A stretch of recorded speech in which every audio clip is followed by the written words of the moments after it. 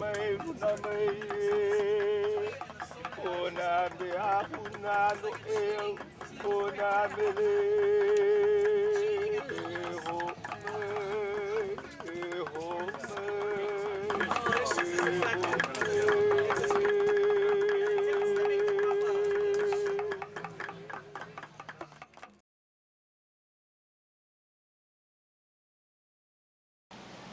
are in Waialae Beach Park this morning, and next to me is Dr. Isabella Aiona Abbott, who is one of Hawaii's well-known experts on limu, and she's going to talk with us a little bit this morning about some of her favorite limu and some of her remembrances, and maybe a few other things that come up. Largely to give us a feel and a flavor for what it's like to be a scientist who studies limu, and what it's like to be a Hawaiian who's a scientist and studies limu. And studies limu, yeah. But has had a long career doing so in many places around the world, right?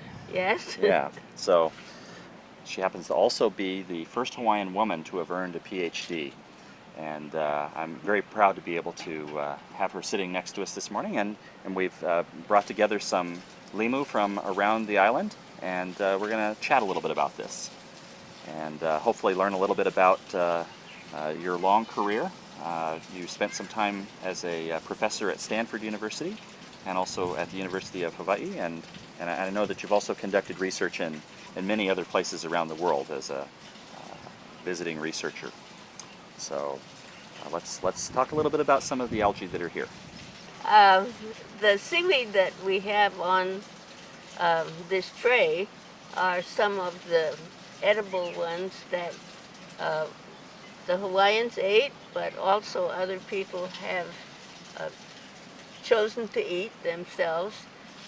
Some of them came, some of the other people came here with a background of eating algae and being familiar with them. I'm talking about the Filipinos, the Malaysians, the Thai people, not so much the Chinese. And I want to divert a moment to say how different people use seaweeds to eat. The Hawaiians and most Polynesians ate seaweed raw. Not just as you see them here, because they would be cleaned and then perhaps pounded or chopped in recent times, because earlier Polynesians didn't have knives, or pounded, mashed, that is to say, with salt, and the salt would act as a preservative. You could keep them without refrigeration for as much as a month. And most people that I know who live in rural areas on the other islands especially, you can't go and visit them without asking, "Can I see this seaweed in your refrigerator?" just to see what it is that they have been picking up recently. Some of the most desirable limu are not easily gotten locally for eating Hawaiian style. This is Dictyopterus. It doesn't look like very much here, but it's famous for its fragrance. It can be heavily salted and kept for 6 months or more. I had a brother who was in the Merchant Marine shipping out of New York City, and the best thing I could give him for his birthday or Christmas was a package of this limu lipoa, is the Hawaiian name for that. It makes anything that you're eating taste 10 times better than it actually does. In New York City, at times, you couldn't get poi easily. Not that you can now, but some of his friends would make poi out of different kinds of flour, F-L-O-U-R, and I think you just have to be kind of hard up to eat that kind of poi. But in any case, this limu would make the poi go a long way. Um, Other than that, this is strictly, as far as I know, the only thing on this table that only Hawaiians eat. But I'm telling you out loud that you're missing something if you're not trying it at least. The two other brown algae, this is the brown alga, the two other brown algae that are here, these two are species of sargassum. Sargassum is a word that people who come from the Atlantic know quite well because there is a Sargasso Sea that takes off from near the boundary between the Atlantic and the Caribbean and goes up as far as England and then turns so that it comes down the French coast and then dissipates. Now, it is a warm current that is running in the colder Atlantic. So it brings fog to London and cools the temperature in the summertime and not so cold in wintertime. That's its function. The Sargasso Sea is well known for being a nest, you might say, a hatchery for baby fishes, as this kind of limu, which makes the bulk of the Sargasso Sea, is floating northward in the current. Now, this particular species, Sargassum echinocarpum, known as limu kala, locally, K-A-L-A, is very famous because, among the Hawaiians, because a piece this big, for example, might be given to everyone in a family which is in some kind of dissension. Somebody in the family had done something that is irritating or even makes you really angry that you did something bad, so that the name of the family is compromised. The mother, usually, of the family gathers the Sargassum limukala, about this size, one for each person in the family. You sit in a circle and you pray to whatever god or goddess or aumakua that you want to pray to. The idea is to forgive everybody in this circle. Everybody. Whether you are innocent, you never even heard anything about this till your mother said you have to come to Ho'oponopono this evening. Ho'oponopono means to make things right. I think you already can see what's happening here. It is that forgiveness is not a one-way street. Everybody has to forgive everybody in order to live together. And the name for this, kala, means to forgive, limu kala. This limu also is used in purification ceremonies, such as if you have been sitting with someone who died, you purify yourself by having limu kala. If you're going on a dangerous mission, say maybe a long trip and you don't know where the end of the trip is, you'll be purified before you went, and so on. So it has religious connections as well as social connections, and those of you who know something about Esalen, which is at Big Sur in California, it costs you upwards of $450 a day to go and get that kind of massaging, shall I say, of feelings, so that you come to respect the feelings of others, and you do not, in the Hawaiian style, you do not leave that circle. If you have to go to sleep that night, this is adjourned to another time that is set. Not just we'll meet another time, but tomorrow or next week or whatever. because in your heart you will have to have cleansed all ill feeling you had for anybody. And when you come out of it, it's magic. Everybody respects everybody, and the same person you could have killed them the day before or the week before, you think just the most wonderful person you ever knew. So that is Limu color, sargassum, and this is another species of Limu color. This one is Sargassum echinocarpum. This one is Sargassum polyphyllum. There are 6 endemic species of Sargassum in the Hawaiian Islands, and endemic means it's not found elsewhere. Next on this tray, and many people will recognize this, it is known as Ogo, O-G-O.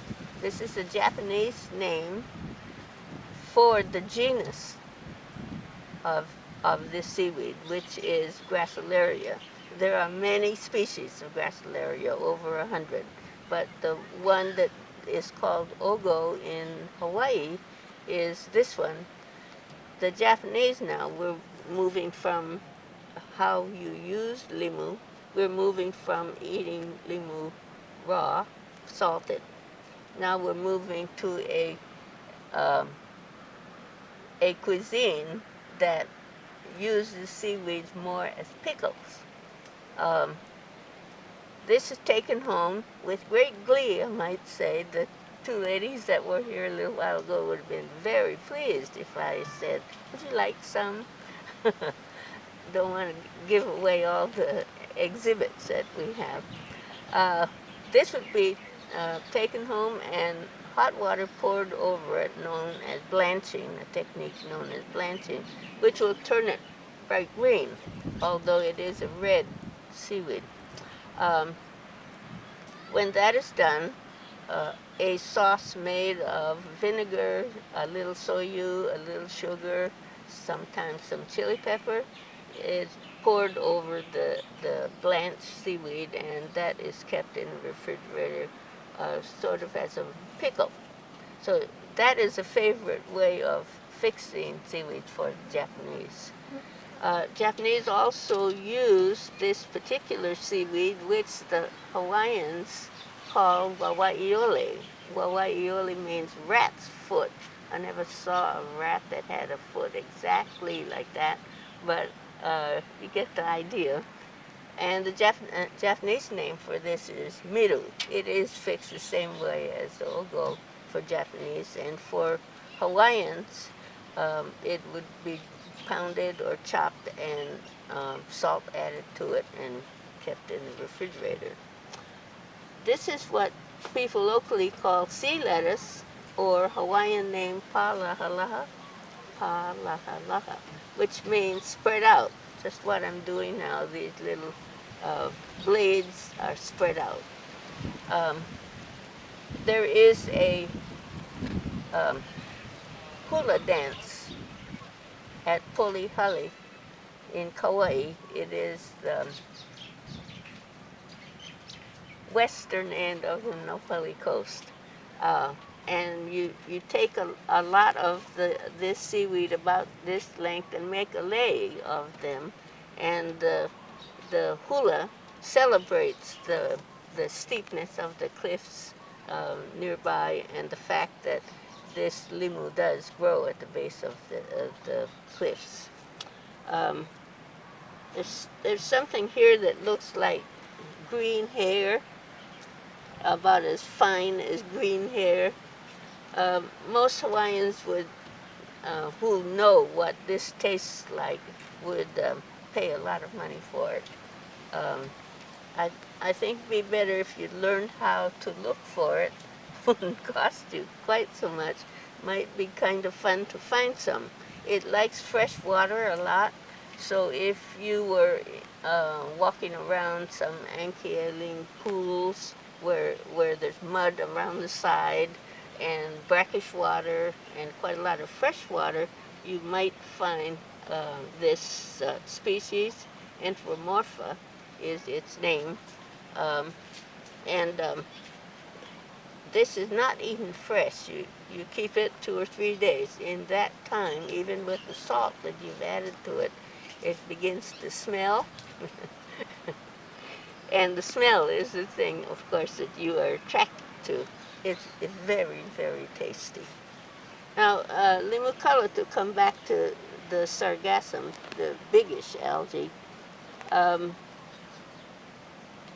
lots of people, Japanese, Chinese, and some Caucasian people that I've taught this to, will take this plant and dip it in tempura batter and fry it, deep fat frying.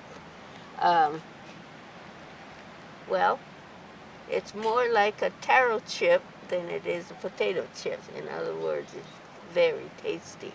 So I recommend this while you're walking along the beach, and find this, take it home and clean it, dry it in paper towels, and when you have the oil that's hot enough, pop it in even without a batter. But with a batter, it's absolutely super. All right, there's a lay of seaweeds around here. This is, again, Hawai'i Codium eduli, named by a friend of mine, Paul Silva, at Berkeley, because he knew that the Hawaiians ate it. And that's the same as this and this. It comes in different ways, and there are many species of this genus Codium here in Hawaii. We have found about 8 new species, very deep, down to maybe 200 feet. And they don't look like this. They're not big chunks of them. They're just individual little plants about so high. And of course, people who are specialists in Codium are just have their mouths open that we have so many species, including the intertidal ones, or the ones quite close to shore, and the ones very, very deep. This brown alga over here on the edge is called Dictyota. I was looking at it a little while ago, and I couldn't tell what species it was, which is the nature of the beast. Dictyota, I think we have 8 species. There are 2 of them you can tell right away. The rest of them, well, maybe today it's one, tomorrow it's another species. Just depending on how careful you're going to be when you look at it. Hawaiian name for this is Limu alani. Alani is bitter. You know that nobody eats this if they're Hawaiian. I have heard people say they do eat this, but it turns out it's Dictyopterus limulifoa that they were eating, not this. They're very closely related. Now, these are only some of the edible ones that we were able to find. There are something like 100 Hawaiian names, of which we can equate them with scientific names. We can equate maybe 60 of them with scientific names.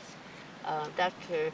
McClatchy had a student recently, Isabella Aiona, who lives on Maui, and he was one who went around interviewing people to ask them, and you have to do it when you have living plants like this or in the water with them. Hey, what's the name for this? I don't know. Well, all right, you don't know. So we swim 10 feet more. Hey, what's the name for this? Oh, I think maybe it's Limucala. That's how you get names. And of course you have to ask them several times. That's where you confirm that this name is applied to the same seaweed several times. I think that it's getting almost too late to get confirmed native names of algae. the fact that we now have a list of about 100, the average Hawaiian might only know 6, perhaps. But if you compared that with the average Tahitian or the average Samoan, they only know maybe 3. And I'm sure that they knew more to begin with, because this is something free. Don't have to pay anything. You just have a day at the beach, which reminds me that my Hawaiian mother used to gather us small kids together and friends, and she'd pick friends who had small kids too, and we'd all go to the beach. And where would we go? Well, where Magic Island is now, sort of, and over by Halekulani Hotel, which you would be urged to, please, don't litter this beach with your buckets and things. They're nice, but after all, the tourists there don't know how important this little expedition might have been to us. Well, this is how I learned about Limu when I was small. My mother knew the names of practically every edible species I know. The ones she didn't know the names of, she said, were opala. Opala is a Hawaiian word for rubbish. And it was always kind of sad to her that the seaweed I picked to be my long life's favorite is a real opala alga. It's called Liagora, and it is calcified, so you can't do it. You can't eat it. It'd be like putting sand in your mouth. And further, you can't even look at it until you have decalcified it. But I still think that it's the most attractive alga that I could have had as a long time friendship with. My mother also knew a lot of flowering plant names, the ones that had Hawaiian names and some of the ones that had English names. She had a green thumb that wouldn't stop. She could grow anything. I keep wishing I had her around here, because we're trying to prevent certain algae from growing, and I bet she could find a way to do that too.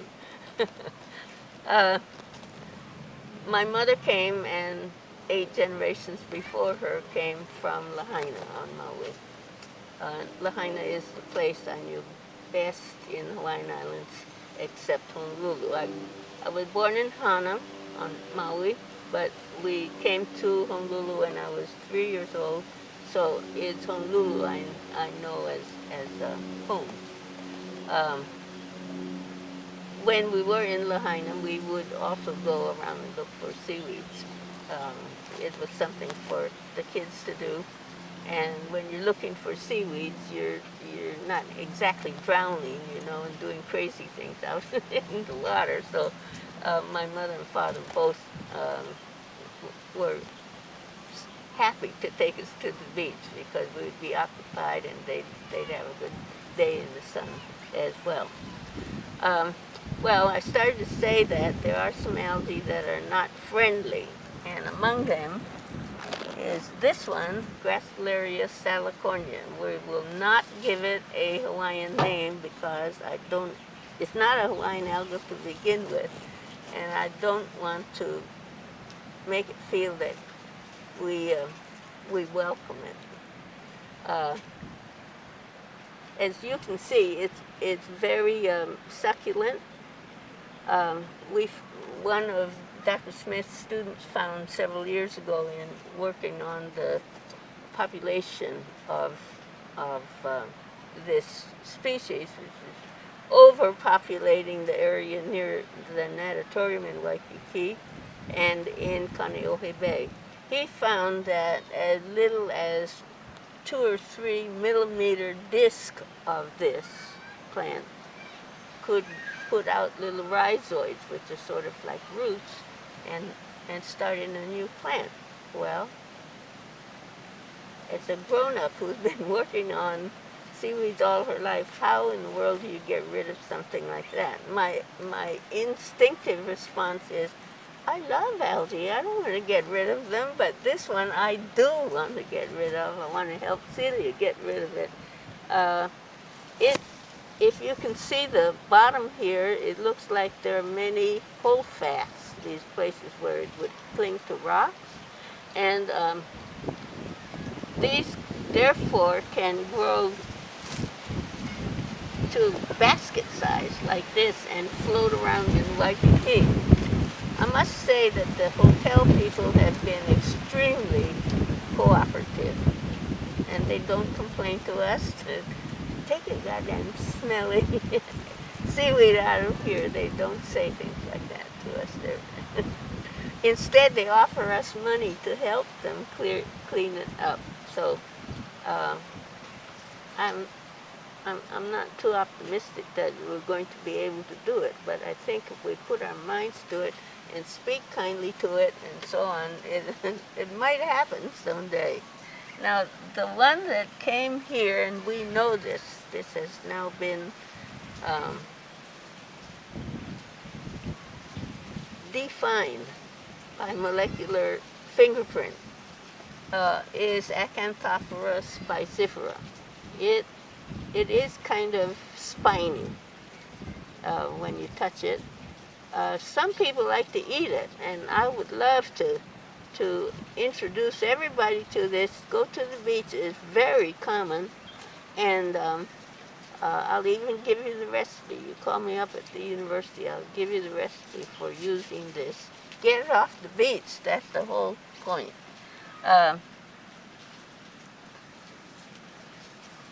It came here on a barge around 1950 from Guam. The barge came from Guam. What else came on that barge, I don't know, but this is the thing that got off the barge, and by about 1970, the barge was at Pearl Harbor. By 1970, it had not reached Hana, Maui yet, but it is there now. This gracilaria is spreading both to the east and the west on the leeward shore here, I'm unhappy to say. By the way, it tastes pretty good. I've given out lots of recipes about how you can use this too. And I think if everybody went and got a handful like this, it might help us.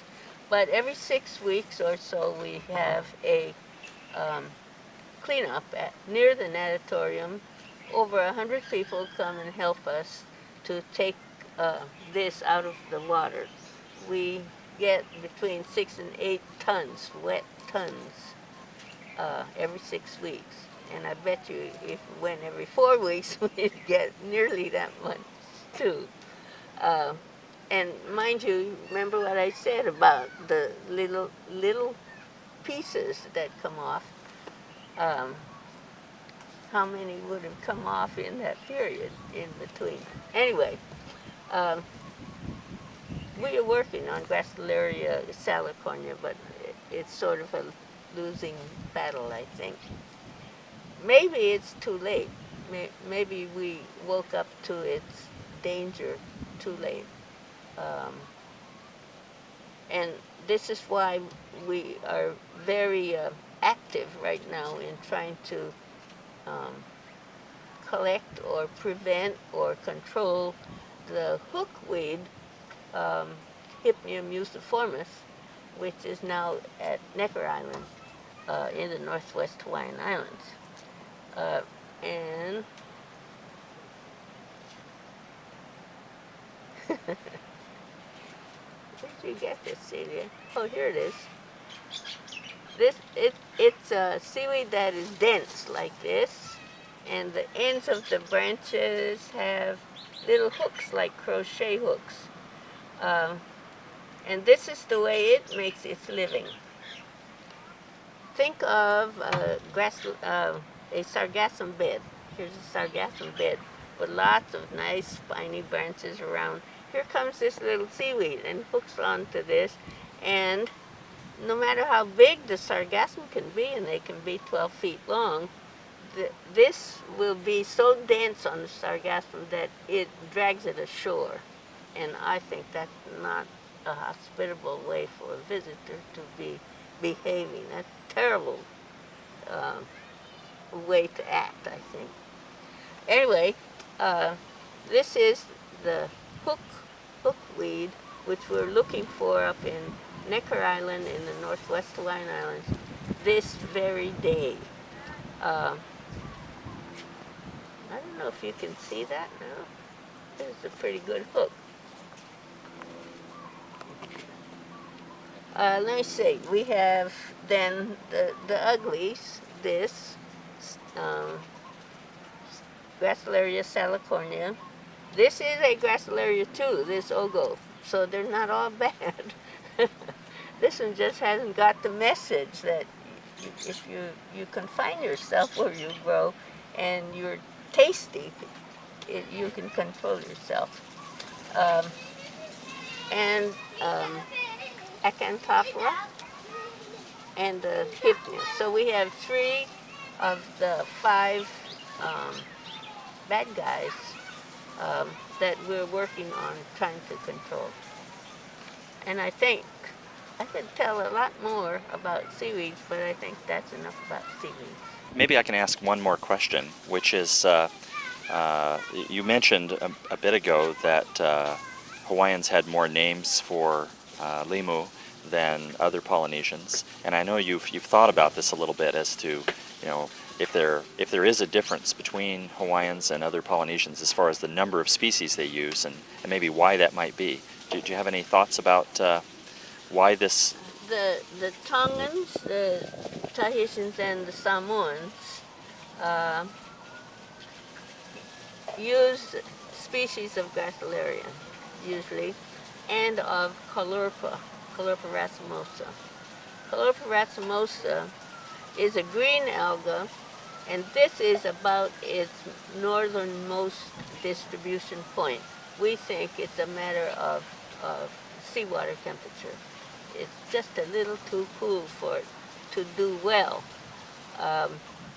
In Tahiti, in Samoa, in Tonga, the masses of Caulerpa racemosa. Those 3 ethnic groups, however, use them the same way. They put coconut cream on it. Well, if you like coconut, it improves anything, including the seaweed. So that's the way they fix it.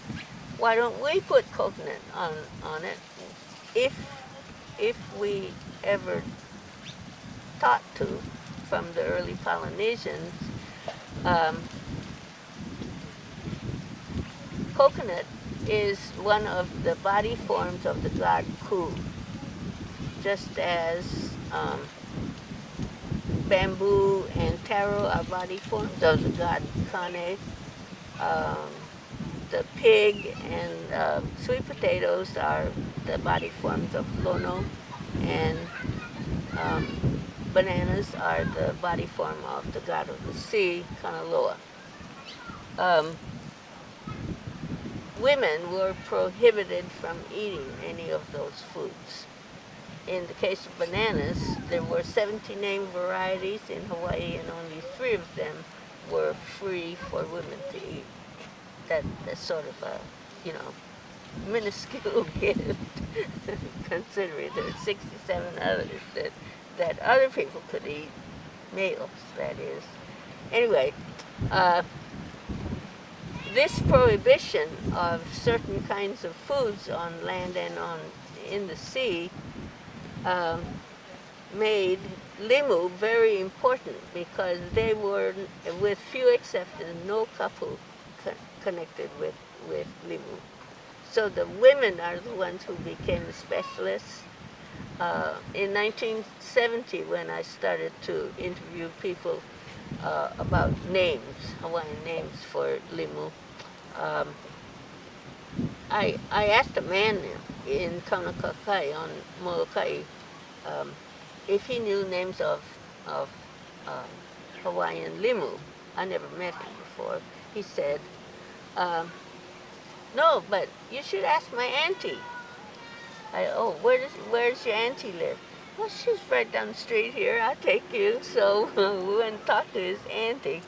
And then she said, you should talk to our grandmother. Well, next thing I knew, I was going down the road to Foucault to her grandmother's house. So um, at that time, there were many more people who knew the Hawaiian names, who could associate them with the seaweed. Um, and I think that I built up the scientific names more, though I have a long list of Hawaiian names, and Kamaui also does. Um, we are a long way from equating them with a scientific name. So still, that's folk taxonomy at its best. Other ethnic groups can't do the same. So I guess, can we return to the issue? You started on the women and all the Aumakua body forms. Mm-hmm. How did that affect the way that women were using the algal resources? Well, that's what I said. That since they were not kapu, Limu are not kapu with few exceptions, you could eat them. Big fish, for example, and turtle, men and women could not eat the really big fish, but there were lots of red fish which were used as sacrifice. Nobody could eat.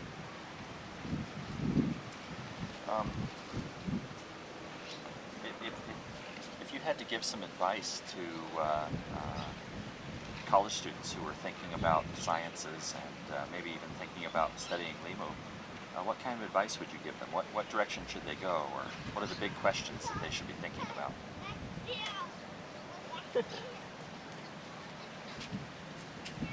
Took me a long time to find out what those big questions were.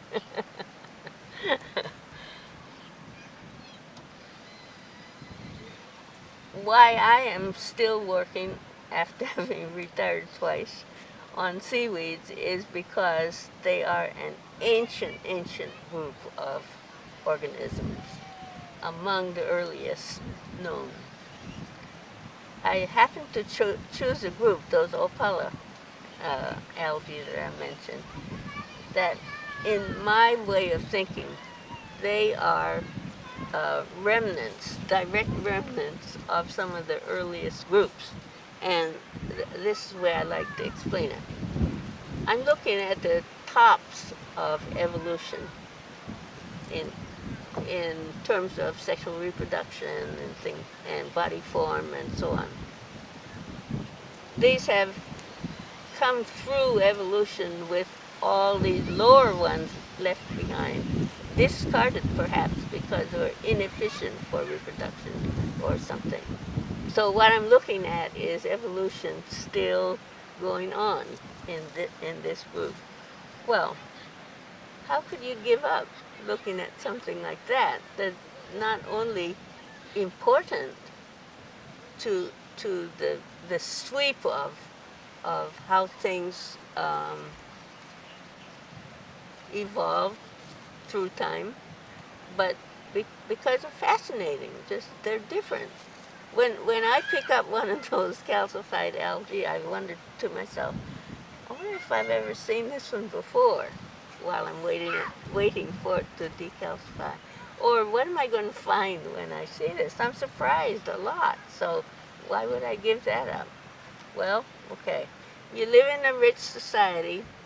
Society will pay for somebody like me to amuse myself, but also come out with some practical knowledge, I hope that society will always be rich enough to pay people who can sit around and think, not even about algae, but just sit around and think productive things, do things that will advance knowledge in terms of evolutionary tendencies. But even if they don't, I think that this is such a satisfying kind of of study that if I were to start life again, that's exactly what I would do, just what I'm doing now. For advice to young people, I would advise them to think about what they want to do the rest of their lives. They might be lucky enough to live to be 80 and in good health and so on. Think about it. Do you want to be a hohana, working hard every day of your life? If you like that, that's fine, but it limits you. Just open the door and find out what science can do for you too. There's so much left to do, so much. If I started over again, I could still make the same kinds of contributions. That is, unless I convince people that they ought to be doing the same thing I'm doing. Well, I want to thank you for what you've discussed with us. I think one of the themes that runs through all of the episodes is the idea that plants are all around us and that we don't always think about how they're used. And particularly want to thank you for inviting me to come to the islands and what I've been able to learn here. And I really appreciate you and the example that you set for all of us as scientists. And I particularly am grateful for the mentorship that you've provided to a large number of Native Hawaiian students and who look up to you as their elder. And I appreciate that. Thank you. Well, I don't know how to answer that. You don't have to answer it. That wasn't a question. Well, I think you'll carry on the tradition extremely well. I'm not worried about you or Ethnobotany. Okay. When you eat this stuff willingly, then I'll think again.